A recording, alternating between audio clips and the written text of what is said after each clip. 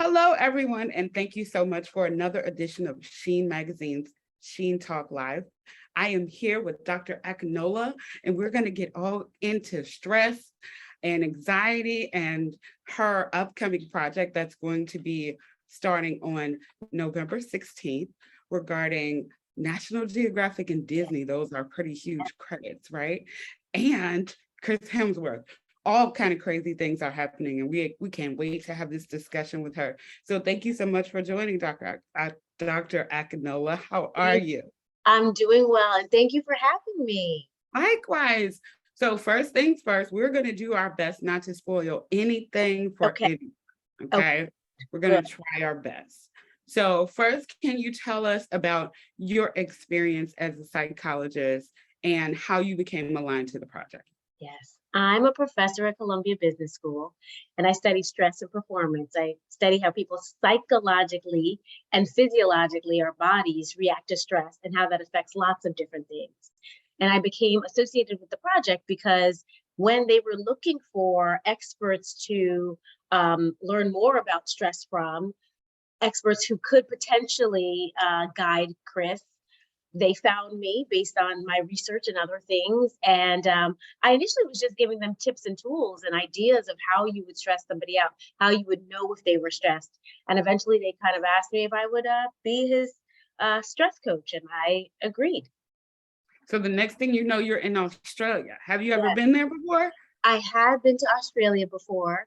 I had not quarantined for a large number of days in a hotel and then experienced it, but it was well worth it.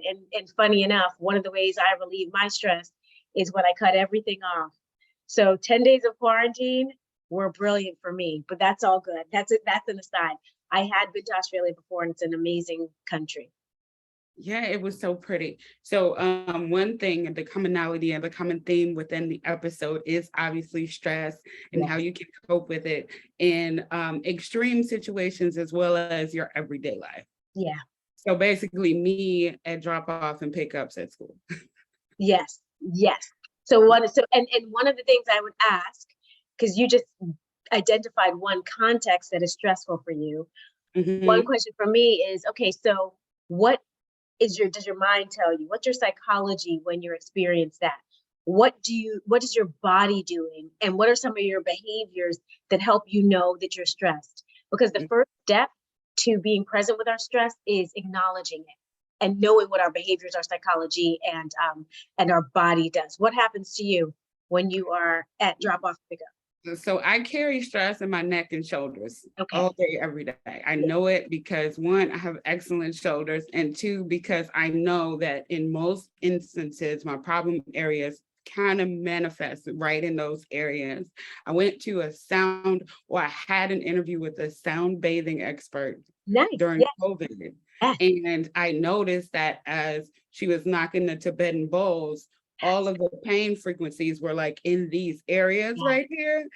And she was like, okay, so do you put stress in your neck and shoulders often, or is that just today? And I'm like, no, I think it's all the time. So I don't manage it. Well, I have the awareness and understanding that it exists in those areas, but drop off and pickups are so fast. I think that I don't notice it until maybe I get home and everybody's settled. Then I realize, okay, I'm tensed up. And what have you done to manage or your drop off and pickup experience, or to be present with it, as I like to say? Because I don't like to use the word manage my stress because that assumes it's a bad thing. I like saying be present with it because it exists, and then figure out how to use it to help you. So what are the things that you have done in drop off and pickup that help it to be less of a stressful experience? I go earlier. Yeah. So if I can eliminate the anxiety, because I have a elementary school age child and a high school age child. So same community, but the route is there's about 2 miles in between them, and they both ironically get out at exactly the same time. So if I leave, let's say they get out at 3:30, if I leave at 3, then I'm sitting at my daughter's school, soaking in all the trees and the environment and my childhood for that matter, because I went to that school. Oh, nice. 30 minutes to just there and kind of like be in the space before everybody starts crowding into the street and jamming into each other. So a lot of times I can manage, or well, I can cultivate the relationship better by going earlier. Now, okay, but we all know that you are running out the house sometimes too late. So what about in the process of when you know you're late, when you know you're not going to have the early time, what are some things that go on in your head while you are on your way, knowing you were late? I'm very bad when I'm late. And so one of the things that is really important to work on, or that I know I work on and encourage others to, is, to have positive self-talk. Because I find when I'm late or when I'm running behind with something, I'm like, you should have left earlier, and you know this. You do this all the time. How many times do you? And I'd say, stop. It's okay. You're gonna get there. What is a few minutes? Yeah. You've done your best. You've done your best. You had some constraints. So instead of getting all riled up and you do that, and then you yell at the next driver who didn't signal and all that, just talking to yourself in a positive way and engaging in positive self-talk instead of negative self-talk is something that I found very, very helpful, and I would recommend too. And again, because there are going to be some days where you cannot avoid the stress. And that's one of the key things that I think is important to understand about stress. The dominant narrative is we need to avoid it, reduce it, and deny it.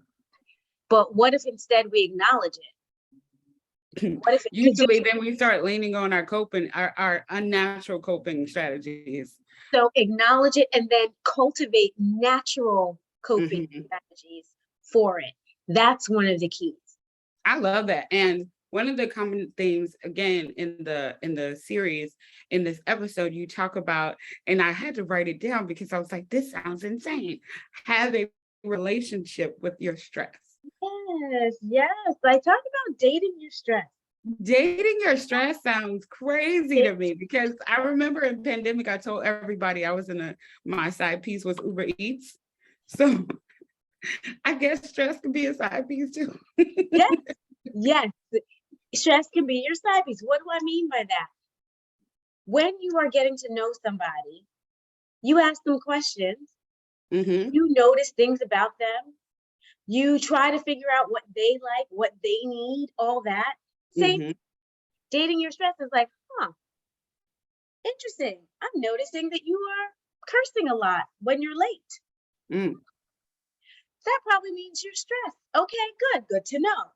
Or, you're going for that bag of chips. Okay, I see you. I know. Okay, I'm stressed right now. Well, what do I need? Well, and so then just continuing to ask yourself and understand what are the conditions that give rise to you being this way under stress, another way under stress. That's dating your stress. Or another thing is, stress is often the anticipation of something that you do regularly. You picked up your children and they've gotten home fine, but in anticipation of maybe being late, you're stressed. So understanding that anticipatory thing that happens in advance, that's another way of dating your stress. Saying, once again, it's this big meeting I have. I have this meeting every quarter, but here you come again. Me yelling at my kids, me yelling at my partner. Something's going on with me. Let me get to know it better. That's what I mean by dating your stress.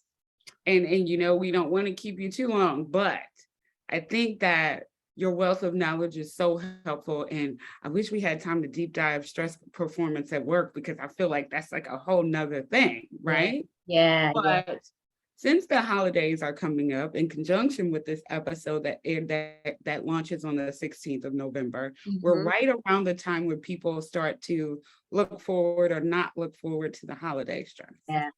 Seasonal affective disorder starts around this time. There are many other contributing factors that occur where people may or may not have the coping strategies to, climb a scaffolding, or let's say, or something like that. I say, or be their best self. So what would you suggest that people should do to prepare themselves for their holiday stress? I think that one of the key things that people should do is try to think back. Okay, last year, when was I not at my best? Mm-hmm. So at least, again, this is dating. That's dating. You're stressed. When last year was I not at my best? Okay, how can I try to make sure that that situation doesn't necessarily occur again? What do I need to do now to make sure that that doesn't happen? Another thing is to just ask yourself, what do I think I need? What didn't I have last season that I need now? Maybe it's like, I need my kids to write a list early of what they want.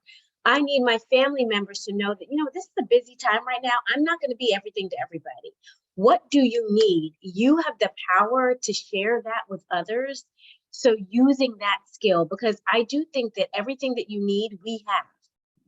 Or know that, or everything that we need, others can also provide too. But if we don't ask, we're not going to get it.